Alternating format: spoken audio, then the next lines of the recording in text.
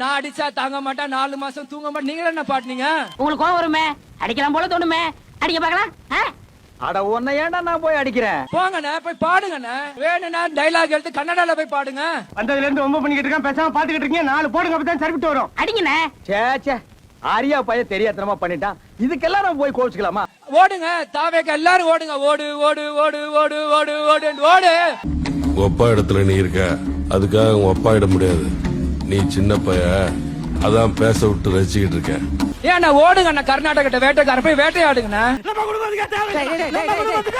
கருத்தட operation பண்ண பண்ணி மாதிரி குதிச்சிட்டு இருக்கிற தாவேக்க எல்லாரும் ஓடுங்க. ஓடு ஓடு ஓடு ஓடு ஓடு ஓடு ஓடு ஓடுறாடே ஓடு. என்ன அடிக்கடி வரம்பு மீறி பேசுறானே. இதெல்லாம் கருத்திலே கொண்டு இன்றைக்கு இருக்கின்ற அரசு அதை அறிவிக்கப்பட வேண்டும். இன்னைக்கு ஜூலை எண்ட் ஆக போது, இது வரைக்கும் மழை இல்லை. இவங்க நினைச்சிருக்காங்க முதலமைச்சர் விஜய் போய் கர்நாடகால போய் தண்ணி கேட்டானா கொடுத்துடுவாங்க.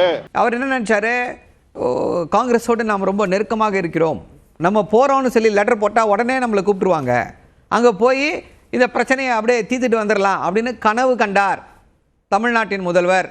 காவேரியில தண்ணி கொண்டு வர போறாரு, உங்களுக்கு எல்லாம் தெரியாது. நீங்க வேணா கண்ணை மூடி கண்ணை திறந்து பாருங்க. நாளைக்கு காலையில காவேரி ஆத்துல பொல பொலம் தண்ணி ஓடிட்டு இருக்கோம். எப்படிடா தளபதி சாத்தியப்பட்டாரு நீங்க எல்லாம் யோசிக்க போறீங்க. இவங்க எல்லாம் நினைக்கிறாங்க நீங்க ஒரு அற்புதமான மனிதன், அதனால எப்படியாவது மழை வர வச்சிருங்க சிஎம் சார். போடா, ஆண்டவனே நம்ம பக்கம் இருக்கா. இந்த சூனாப்பானாவின் வீரம் உலகமெல்லாம் பரவ அருள் புரிவாய் அப்பனே, அருள் புரிவாய்.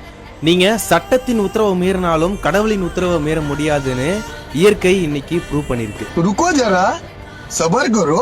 கர்நாடகாவின் கபினி அணையிலிருந்து காவிரியில் வினாடிக்கு 25,000 கன அடி தண்ணீர் திறக்கப்பட்டுள்ளது.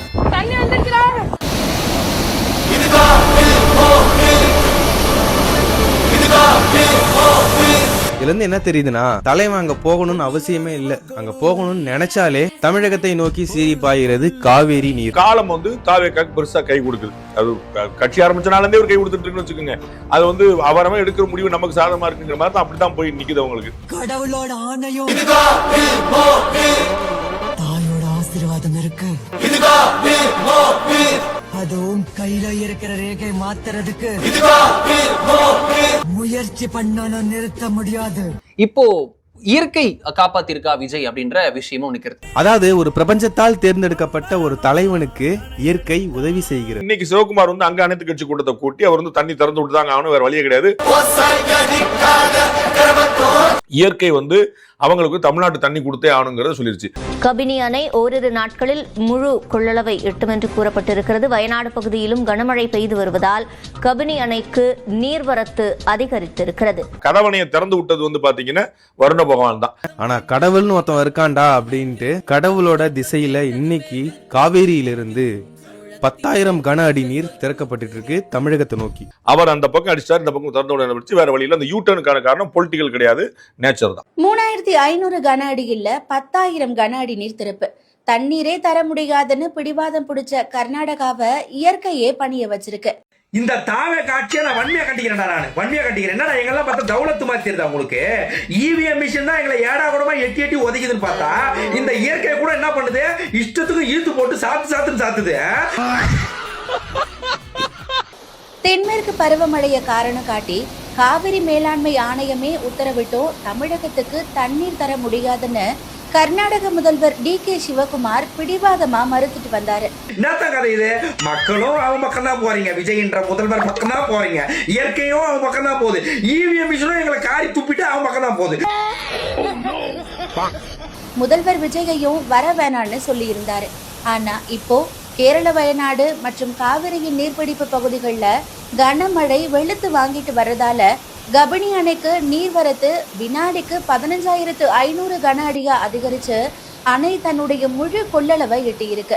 அணைகள் நிரம்பிய பிறகு நீர் திறக்காவிடில் பெருவெள்ளம் ஏற்படும் ஆபத்து இருப்பதாகவும் இயற்கை யாருக்கும் சொந்தமானது அல்ல என்றும் கர்நாடக முதல்வர் டி.கே. சிவகுமார் தெரிவித்துள்ளார். டிவிக்கு சரியா செயல்படல, மோனிட்டர் சரியா செயல்படலன்னு சொல்லி சொல்லிங்களோ, அந்நேரம் தண்ணி வந்துருச்சு, இந்த ப்ராப்ளம் தீர்வதற்கான வாய்ப்புகள் வந்துருச்சு.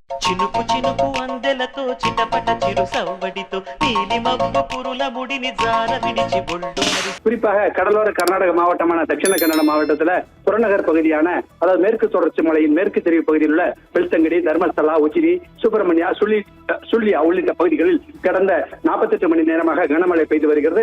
இந்த காவிரி இஷ்யூ மட்டுமே வச்சு விஜய் அவர்களோட பேரை டேமேஜ் பண்ணிடலாம், இதை வச்சு ஒரு பாலிடிக்ஸ் பண்ணிடலாம், இதை வச்சு ஒரு பதம் பாத்துடலாம்டான்னு நினைச்சிட்டு இருந்தானுங்க. கடலோர கர்நாடகம் மற்றும் மேற்கு தொடர்ச்சி மலை பகுதியில் தொடர்ந்து தற்போது கனமழை பெய்ய தொடங்கியுள்ளதால் மந்தியா மாவட்டத்தில் இருக்க விவசாயிகளும் சரி, காவிரி டெல்டா மாவட்ட பகுதியில் இருக்க விவசாயிகளும் சரி ஒரு நல்ல செய்தியாக இந்த செய்தி அமைந்துள்ளதுங்க. இப்ப தண்ணி வந்துச்சு. இப்ப மூஞ்சி இந்த ஸ்டாலின்லாம் எங்க கொண்டு வச்சுக்குவீங்க? உனக்கெல்லாம் வெக்கமே இல்லையாடா? சோறு தானே திங்கிற. எதிர்கட்சி எல்லாம் எங்கேயா கொண்டு வச்சுக்குவீங்க? வெக்கமா இல்ல? இந்த 4 பேர் 4 விதமா பேசுவாங்கன்னு சொல்லுவாங்களே, அந்த 4 பேர் நீங்க தானா? நீங்கெல்லாம் இன்னும் சாவலையாடா. தொடர் மழையால் தமிழகத்திற்கு வரும் காவிரி நீரின் அளவு மேலும் அதிகரிக்கும் என்று இதனால் எதிர்பார்ப்பு எழுந்திருக்கிறது. இன்னைக்கு திமுக உச்சநீதிமன்றத்துல உடனடியாக காவிரி தண்ணீர் திறந்து விடணும் அப்படின்னு கர்நாடகா உத்தரவு போடுங்க அப்படின்னு வழக்கு போடுறாங்க. அந்த பக்கம் காவிரி தண்ணி திறந்தே விட்டாங்க. இந்த பெட்டிஷன் வந்து நம்பர் ஆறதுக்குள்ள அங்க தண்ணியை திறந்தே விட்டாங்க. அட பாவி, இங்க ஒரு ரத்த ஆறே ஓடிக்கிட்டு இருக்கு. ஷட்டரை போட்டு எஸ்கேப் ஆயிருப்பான்னு பார்த்தா யாருமே இல்லாத கடையில யாருக்குடா டீ யாத்திரை. விடுதலை சிறுத்தைகள் கட்சியுடைய தலைவர் திருமாவளவன் அவர்கள் கர்நாடகா விசிகா வந்து தண்ணி திறக்க கூடாதுன்னு தீர்மானம் போட்டிருக்கு. அதுக்கு ஒரு சாட்சியா இருந்துட்டு வந்தவர். தமிழ்நாட்டுக்கு தேவையை கருத்தில் கொண்டு தமிழ்நாட்டில் உள்ள விடுதலை சிறுத்தைகள் தண்ணீர் தர வேண்டும் என்று நாம் கோரிக்கை வைப்பதை போல கர்நாடக நலன்களை கருத்தில் கொண்டுதான் கர்நாடக விசிகா முடிவு செய்ய முடியும். அப்ப நம்ம காட்டியும் கொடுக்கிறோம், அந்த மாநிலத்தினுடைய நலன்களை கருத்தில் கொண்டு அவர்கள் முடிவெடுப்பாங்க. அதுதாங்க விடுதலை சிறுத்தைகளும் அந்த மாதிரி அந்த மக்களுடைய நலன்களை கருத்தில் கொண்டு முடிவெடுப்பாங்க. அது முரண்பாடா இருந்தால் கூட அது வந்து பிரச்சனை அல்ல. என் நெத்திய நல்லா பாருங்க, இதுல கேனப்பைய அப்படின்னு எழுதி இருக்கா? இல்ல. அப்ப நான் என்ன இழிச்ச வாயனாடா? இழிச்ச வாயனா? தாக்குடா. நம்ம போறோம்னு சொல்லி லெட்டர் போட்டா உடனே நம்மளை கூப்பிட்டுருவாங்க. அங்க போய் இந்த பிரச்சனையை அப்படியே தீர்த்துட்டு வந்துடலாம் அப்படின்னு கனவு கண்டார். நீங்க கனவு கண்டு இப்ப உட்கார்ந்துட்டு இருக்கீங்களா? பகல் கனவு அது மாதிரியா?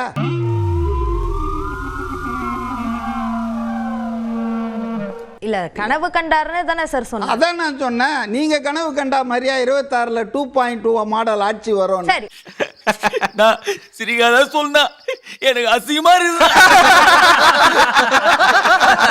உங்க படத்துல எனக்கு நீங்க ஒரு கேரக்டர் தரணும் டைரக்டர் சார். நான் நல்லா நடிப்பேன். கண்டிப்பா மேம். நீங்க வந்து நடிச்சு உங்களை மாதிரி நடிச்சு நடிச்சீங்கன்னு நீங்க சொல்லுங்க. நான் நிறைய பாத்திருக்கேன், எல்லாமே நான் பாத்திருக்கேன். நான் சாப்பிட்டே பார்க்கணும் மேடம்.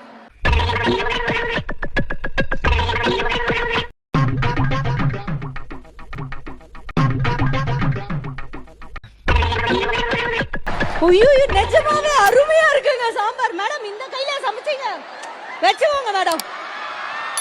இது உங்களுக்கு, இது எங்க சிஎம்க்கு வெச்சுவாங்க சார். இப்படி ஒரு சாம்பார் போட்டா நான் திரும்ப பிரைமரி போய் படிப்பேன் சார். அந்த மாதிரி இருக்கு. ப்ரோ, உங்களுக்கு முக ஸ்டாலின் ரொம்ப பிடிச்சது என்னது? தோத்துருவோம் தெரிஞ்ச ரீவாலுவேஷன் போட்டது. சரி, பிடிக்காதது என்னது உங்களுக்கு? எவனோ ஒருத்தன் சொல்றான்றதுக்காக ரீவாலுவேஷன் பண்ணல, அதுதான் பிடிக்காது. அதே மாதிரி திமுக பண்ணதுலேயே நல்லது என்னது? இந்த எலெக்ஷன்ல தோத்தது.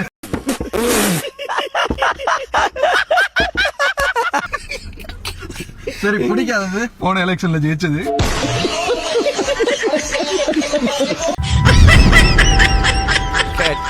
பையன் சார் இந்த பால்சாமி.